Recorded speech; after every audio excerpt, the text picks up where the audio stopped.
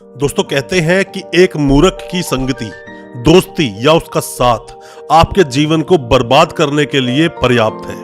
आपका जीवन बर्बाद कर सकता है किसी भी एक मूर्ख का साथ, और किसी भी एक विद्वान का साथ आपके जीवन को बना सकता है। बहुत सारे अपने जीवन में ऐसे बड़े बड़े एग्जाम्पल्स हैं। चाणक्य की बात करें, एक साइड धनानंद की बात करें, या हम बात करें कौरवों और पांडवों की। इन दोनों में ही जो गाइड करने वाला मेंटोर है, जो इनके पीछे जो इनका एडवाइजर है, वो बहुत बड़ा है। डिपेंड करता है कि आपका एडवाइजर कैसा है। और जितनी भी लड़ाइयां लड़ी जाती हैं जीवन में, वो वक्त गुजर गया जब लड़ाइयां हाथों से लड़ी जाती थी, आपका बाहुबल देखा जाता था। आज के सभी तरह के युद्ध जो लड़े जाते हैं वो दिमाग से लड़े जाते हैं, जहां पर जितनी बड़ी जितनी अच्छी एडवाइजरी होगी, जितना दिमाग से उस युद्ध को लड़ा जाएगा। और मैं आपको बता दूं कि महाभारत का पूरा युद्ध भी सिर्फ दिमाग से लड़ा गया, इसीलिए जीत हुई पांडवों की और कौरवों को हार का सामना करना पड़ा। ऐसी कई सारी बातें आज मैं बताऊंगा अपने इस वीडियो में कि दिमाग से लड़ी गई लड़ाई से आप आसानी से जीत सकते हैं। नमस्कार दोस्तों, स्वागत करता हूं आप सभी का अपने इस YouTube चैनल पर फिर एक बार। मेरा नाम है वीरेंद्र वर्मा और आप देख रहे हैं कर्तव्य पथ। दोस्तों, अक्सर हमारे सामने ऐसी विकट समस्याएं खड़ी हो जाती हैं जब हमें सोचना पड़ जाता है कि अब हमें क्या करना चाहिए। मेरी आप सभी को सिर्फ एक ही एडवाइस है कि जीवन में कोई भी किसी भी तरह का संघर्ष हो, कोई भी लड़ाई हो, जीवन में कुछ भी करना हो, अपने दिमाग के सभी दरवाजे पूर्ण रूप से खोलकर रखें। एक बात मैं हमेशा आपको कहता हूं अपनी वीडियोस के माध्यम से, किसी को भी जीवन में बर्बाद करना हो, उसके सोचने और समझने की शक्ति को छीन लो। अगर वो बड़ा सोचेगा नहीं, वो बड़ा कभी कर नहीं पाएगा।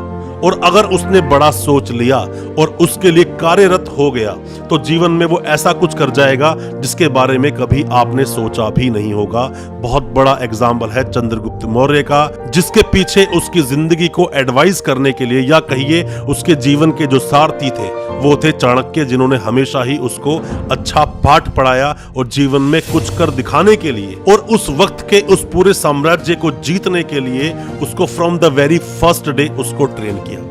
कौरवों में लड़ाई हुई दोस्तों, महाभारत हुआ, कौरवों और पांडवों के बीच में बहुत बड़ा सेना का एक डिफरेंस था, जिसकी वजह से भी माना जाता था कि कौरव उस लड़ाई को जीत जाएंगे। और ये सिर्फ तब तक ही माना गया जब तक कि ये डिसाइड नहीं हो गया कि कृष्ण किसकी तरफ होंगे। दोस्तों, आप हमेशा से एक बात जान लीजिए कि कितनी बड़ी सेना है। मानता हूं कि ये चीज भी कहीं ना कहीं मायने रखती है, बट ये चीज ज्यादा मायने रखती है कहां पर पूरी तरह से कुशल नेतृत्व है, मतलब कि कहां से कितनी अच्छी एडवाइजरी मिल पा रही है। दोस्तों, आपने वो शायद गाना सुना होगा या कुछ लाइनें आपने सुनी होंगी कि आरंभ है प्रचंड बोले मस्तकों के झुंड, आज युद्ध की घड़ी की तुम गुहार दो, आन बान शान या के जान का हो दान, एक धनुष के बाण पे उतार दो। वहाँ एक लाइन बोली गई है बहुत अच्छी, आपने अगर कभी सुनी हो, कौरवों की भीड़ हो या पांडवों का नीड़ हो, मतलब कौरवों की चाहे भीड़ हो, बहुत बड़ी भीड़ थी कौरवों की, कितनी अक्षुणी सेना थी मैं अभी बताऊंगा आपको, या पांडवों का नीड़ हो, नीड़ बोलते हैं घोंसले को, या फिर बहुत छोटी संख्या में चाहे पांडव क्यों ना हो, जो लड़ सका है वो ही तो महान है। जो लड़ना जानता है, जिसके अंदर वो इच्छा शक्ति है, वही जीत पाता है। दोस्तों, तो आपको लड़ना तो होगा, आपको कुशल नेतृत्व का सहारा लेना होगा। ये डिपेंड करता है आपका सारथी कौन है, आपका एडवाइजर कौन है, जो पीछे आपको एडवाइस कर रहा है वो कैसा है। दोस्तों, कहते हैं कि जब महाभारत काल का जब युद्ध हुआ, तो उतना विनाशकारी और इतना बड़ा युद्ध आज तक दोबारा हुआ ही नहीं। कहते हैं कि पांडवों की तरफ से सिर्फ 7 अक्षुणी सेना थी और जो कौरव थे उनकी तरफ से 11 अक्षुणी सेना थी। 4 का अंतर है इसके अंदर। अब आप बोलेंगे इससे ज्यादा फर्क क्या पड़ता है? दोस्तों, फर्क बिल्कुल पड़ता है, क्योंकि एक अक्षुणी सेना में अगर आप देखोगे 2,18,700 सैनिक होते हैं एक अक्षुणी सेना में। 4 का अंतर है, लगभग 10 लाख लोग और एक्स्ट्रा थे कौरवों के पास। उसके बावजूद वो युद्ध हारे। युद्ध क्यों हारे? क्योंकि उनके पीछे का जो नेतृत्व था, खुद भगवान कर रहे थे, पांडवों का साथ खुद भगवान श्री कृष्ण दे रहे थे। दोस्तों, ऐसा कोई भी धर्म नहीं जिस धर्म के अंदर ये बोला गया हो कि मैं भगवान हूं, या कोई भी ऐसा किसी ने जन्म लिया हो। हमारे हिंदू धर्म में सिर्फ श्री कृष्ण इस बात को बोलते हैं कि मैं ही भगवान हूं। दोस्तों, एक तरफ अगर देखा जाए महाभारत में, तो इतने बड़े बड़े योद्धाओं ने उसके अंदर पार्टिसिपेट किया, युद्ध किया, साथ में लड़े कौरवों को जिताने के लिए, और कई सारे योद्धा लड़े पांडवों को जिताने के लिए, और बहुत बड़ा नरसंहार हुआ। बहुत लोग मारे भी गए, बट उसके बावजूद जीत हुई पांडवों की। क्योंकि जब तक आपके पीछे जो आपका सारथी है, जो जीवन को चलाने वाला है, जिसकी आप एडवाइस लेते हैं, जब तक वो कुशल नहीं होगा, आप उस युद्ध को हारोगे।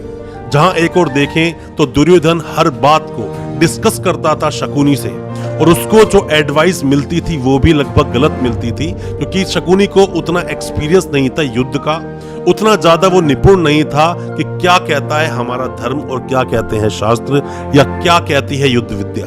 बट एक तरफ जहां श्री कृष्ण की हर जगह सहायता ली पूरे पांडवों ने, और उस युद्ध को जीता भी। ऐसे कई सारे एग्जाम्पल्स आपके जीवन में भी सामने आएंगे। चलो दोस्तों, ये तो एक बात थी उस काल की जब महाभारत का युद्ध हुआ। ऐसी कई सारी बातें जो दिमाग से युद्ध लड़े गए या दिमाग से पूरे उस एम्पायर को बदल दिया गया, उन्हीं में से एक और लड़ाई हुई जब शाहजहां के बेटे औरंगजेब ने ही तख्ता पलट कर दिया। दिमागी खेल आप यहाँ देखिए, मैं बात कर रहा हूँ 1659 की। दोस्तों, जीवन में बादशाहत या जीवन में तरक्की, सक्सेस मिलना इतना आसान नहीं होता। बादशाह बनने में, सुल्तान बनने में बहुत अंतर है दोस्तों। मैं हिस्ट्री का कोई विद्वान तो नहीं, बट हिस्ट्री मैंने उतनी जरूर पढ़ी है जितनी काम की होती, जितने मेरे काम आने वाली है।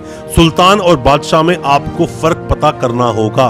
दोनों में क्या फर्क है आपको जानना होगा अगर आप जीवन में कुछ करना चाहते हैं। सुल्तान वो जिसके ऊपर कोई रूल करने बैठा है, और बादशाह वो जो सब पर रूल करता है, उस पर कोई रूल करने के लिए नहीं बैठा होता। हिंदुस्तान में जब सुल्तान आना शुरू हुए तब ये बोलते थे बगदाद में बैठा है हमारा वो बादशाह, पर जब बादशाहत यहाँ पे सब कायम हो गई, मतलब जो मुगल एम्पायर आया, किसी भी तरह के एम्पायर जब यहाँ पर आके उन लोगों ने रूल करना शुरू किया, तो बादशाह एक नाम सामने आया। बादशाह मतलब उसके ऊपर कोई रूल करने वाला नहीं है। आप अपने आप को बादशाह बनाना चाहते हो सुल्तान, ये आप पर निर्भर करता है। अगर जीवन में सभी विषम परिस्थितियों में भी आप लड़ पाए, मतलब उन सभी कठिन परिस्थितियों का सामना आप निडर भाव से कर पाए, साथ में ही बुद्धिमान रहे, तो ही उसका सामना कर पाओगे, तो ही आप बादशाह बनोगे। पर अगर आप किसी पर डिपेंड रहे, तो मैं आपको बता दूं, हाल वही होगा कि लास्ट में आपको सुल्तान से भी हटा दिया जाएगा। बादशाह बनना होगा, लड़ना होगा, और अपनी कुशल रणनीतियों को बनाना होगा, अपने जीवन को थोड़ा संघर्ष में डालना होगा। कि शाहजहां के 4 बेटे थे, दारा, शुजा, औरंगजेब और साथ में मुराद।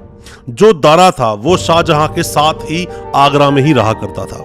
अब हुआ क्या कि जब शाहजहां की उम्र हो गई, होता क्या है दोस्तों कि जब भी कोई एक बादशाह जो अब अपने बादशाहत से अब वो हटना चाहता है या फिर अपनी राजगद्दी देना चाहता है अपने बेटे को, तो वहां एक वो नाम अनाउंस करता है। तो ये पता चलता है, क्योंकि ये चारों जो बेटे थे इसके, दारा, शुजा, औरंगजेब और मुराद, ये चारों अलग अलग कोने में थे। तो वहां जब दारा को वो डिसाइड करता है कि ये अगला बादशाह बनेगा, तो पता चलता है शुजा को, औरंगजेब को, साथ में मुराद को। शुजा को पता चलता है तो वो बोलता है क्यों ना मैं राजा बन जाऊं, मैं क्यों ना बादशाह बन जाऊं। औरंगजेब अपना सोचता है, मुराद अपना सोचता है, और इन्हीं सबके सोचने के बीच में ही ये सब एक दूसरे पर आक्रमण करने की कोशिश कर देते हैं। जहां शुजा अटैक करने वाला था दारा पर, वहीं एक और मुराद और औरंगजेब दोनों एक साथ हो जाते हैं और वो बोलते हैं कि हम दोनों एक साथ अटैक करेंगे। यहीं पर जसवंत सिंह की भी एंट्री होती है। जसवंत सिंह जो कि जोधपुर में उस वक्त वहां रूल किया करते थे। तो यहाँ पर होता क्या है कि औरंगजेब ने सारी चाल चली। औरंगजेब ने कुछ ऐसी चाल चली कि मुराद और औरंगजेब एक साथ इकट्ठे हो गए। इकट्ठे होने के बाद इन्होंने सोच लिया कि अब हम अटैक कर देंगे सीधा जाकर दारा पर, मतलब कि जाके आगरा में। जसवंत सिंह ने उनको बीच में रोक लिया और वहां पर ही युद्ध होता उससे पहले इन्होंने वक्त ले लिया 1 महीना। और औरंगजेब को इस बारे में पता था कि वो इस लड़ाई में मारा जाएगा या हो सकता है वो हार जाए। जसवंत सिंह के पास बहुत बड़ी सेना थी, बहुत ताकतवर था, और साथ में ही वहां से शाहजहां का भी उसको सपोर्ट था। तो उसने चाल चली। उसने चाल ये चली कि भाई मैं तो मिलने के लिए जा रहा हूँ सिर्फ अपने पिताजी से, क्योंकि वो बीमार है, जो शाहजहां था। उसने बोला मिलने आए इतनी बड़ी सेना लेकर, 1 लाख की सेना लेकर। तो उसने कहा कि ठीक है, मुझे 1 महीने का आप टाइम दीजिए ताकि सेना को मैं एडजस्ट कर सकूं, खाने पीने का, रहने का इंतजाम कर सकूं, उसके बाद में मिल लूंगा। अब उसके बीच में ही क्या होता है कि जसवंत सिंह का जो सेनापति होता है, उस सेनापति को ये औरंगजेब अपनी साइड कर लेता है। और 1 दिन पहले, ठीक 1 दिन पहले, उस 1 महीने से, जो 1 महीने का जो समय सीमा दी गई थी, 35,000 की सेना लेकर वो सेनापति यहाँ पे सपोर्ट कर देता है औरंगजेब और मुराद को। लड़ाई होती है जिस लड़ाई के अंदर जसवंत सिंह हार जाते हैं और वहां से वो भाग जाते हैं। अब बात होती है आगे की। ये दोनों मिलकर जाकर दारा पर अटैक करते हैं। अटैक करने के बाद में दारा को जब पकड़ लिया जाता है, मुराद को मार देता है औरंगजेब, और औरंगजेब मुराद को मारने के बाद में दारा का भी सर कलम कर देता है। सर कलम करने के बाद में भेजता है शाहजहां के पास और बोलता है अपने सैनिकों को कि उसको इसका सर तब देना जब वो खाना खाने के लिए बैठे, और उससे पहले दिखाना और बोलना कि आपके लिए औरंगजेब ने एक तोहफा भेजा है। और जब दिखाते हैं ना दोस्तों, तो ऐसा कहा जाता है, हिस्ट्री में ऐसा लिखा है कि कई दिनों तक उसने उल्टियां की थी इस शाहजहां ने, और शाहजहां को उसने तब तक बंदी बनाकर रखा जब तक वो मर नहीं गया। कभी भी औरंगजेब उससे मिलने नहीं गया, सिर्फ लास्ट में गया जब वो मर जाता है शाहजहां, तब जाता है वहां पे आगरा में। उससे पहले वो दिल्ली में ही बैठता है औरंगजेब। सब दिमाग का खेल है दोस्तों, दिमाग से लड़िए। आप दिमाग से लड़ना नहीं जानते हैं, अगर ये औरंगजेब और मुराद उसी वक्त अटैक करते, जसवंत सिंह को मार डालता है। और उसने दिमाग से खेला और दिमाग से ही अपने जीवन को आगे बढ़ाया। हालांकि औरंगजेब को कभी भी चैन की रोटी खाने नहीं दी जसवंत सिंह ने, इसका दिमाग बहुत तेज चलता था। और लास्ट में भी लड़ते लड़ते एक बार तो ऑर्डर ये भी आया था कि यहाँ पर जब इसको भेज दिया, जसवंत सिंह को भेज दिया काबुल, तो काबुल भेजने के बाद में यहाँ से जब औरंगजेब ने एक ऑर्डर किया कि शुरू से ही जसवंत सिंह इसके अगेंस्ट रहा करता था औरंगजेब के, और शाहजहां का जो भी एम्पायर था उसके हमेशा वो अगेंस्ट था।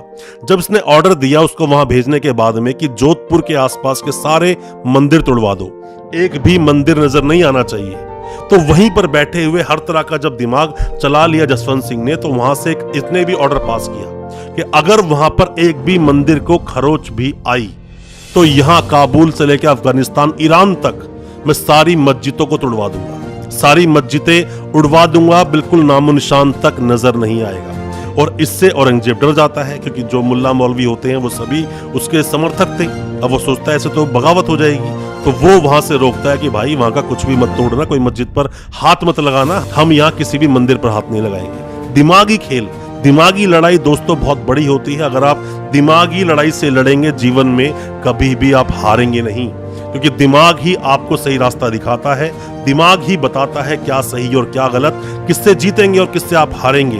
ये सब तय करता है आपका दिमाग। आपकी कुशल रणनीति आपके जीवन के संघर्ष को आसान कर सकती है, वरना आपके जिंदगी में संघर्ष तो आएंगे। या तो प्यार से उन संघर्षों को काट लो, अगर आपको कटवाया गया, मतलब कि आपके साथ उन संघर्षों ने आपका पीछा अगर पकड़ लिया, तो आप बर्बाद भी हो सकते हो। बेहतर है जीवन को कठिनाइयों से जियो। जितना ज्यादा कठिन अपनी जिंदगी बनाओगे, मतलब आप उतनी ज्यादा सक्सेस की ओर जा रहे हो। सक्सेस कभी भी घर बैठे नहीं मिलती है। दिमाग को चलाइए, जितना हो सके दिमाग का इस्तेमाल कीजिए, और दिमाग इस्तेमाल लोमड़ी वाला नहीं करना है, और ना ही तो ताकत सिर्फ वो चाहिए गेंडे वाली। आपको कुशल नेतृत्व, मतलब जैसे शेर करता है ना, उसके अंदर दिमाग भी है, पावर भी है, फुर्ती भी है, और हर तरह से सोच समझ भी सकता है। इसीलिए वो जंगल का राजा है। आपको जंगल का राजा बनना है या जंगल का सिर्फ एक नामी भारी भरकम हाथी बनकर जीवन में रहना है, ये लोमड़ी बनना है, वो आप पर है। आपको अपने आप को लड़ाका बनाना होगा, और साथ में ही अपना शक्ति प्रदर्शन वक्त वक्त पे दिखाना भी होगा। और दिमाग से लड़ी हुई लड़ाई कभी भी इंसान हारता नहीं है, बस आप इस बात को जरूर याद रखना। दोस्तों, जीवन में पैसा कमाना कोई बड़ी चीज नहीं है। पैसा बड़ी आसानी से कमाया जा सकता है। धन शक्ति के अधीन है, और शक्ति आपकी बुद्धिमानी के अधीन है। किसी बहुत बड़े विद्वान ने एक बात कही है, जब तक बेवकूफों के पास, जब तक बेअक्लों के पास पैसा है, जब तक बुद्धिमानों को घबराने की जरूरत ही नहीं है। बुद्धिमान के पास ही घूम फिर के वो पैसा आएगा, बुद्धिमान के पास ही घूम फिर के वो सब शक्तियां आएंगी। बस आपको इंतजार करना होगा और सही तरीके से प्लानिंग्स करनी होंगी, प्लानिंग से आगे बढ़ना होगा। दोस्तों, मैं उम्मीद करता हूं आज हमारी इस वीडियो से कुछ आपने मोटिवेशन लिया होगा, और अच्छा लगा हो आज का हमारा वीडियो। हमारे चैनल को अभी सब्सक्राइब करें, साथ में लगा बेल आइकन जरूर दबा दें, और हमारी वीडियो को ज्यादा से ज्यादा अपने दोस्तों, परिजन, परिवार में शेयर करें, ताकि हमें और मोटिवेशन मिल सके। इस तरह की वीडियोस, नई नई वीडियोस हम आपके लेकर आ सके। बहुत बहुत शुक्रिया दोस्त, धन्यवाद हमारे इस वीडियो के साथ बने रहने के लिए।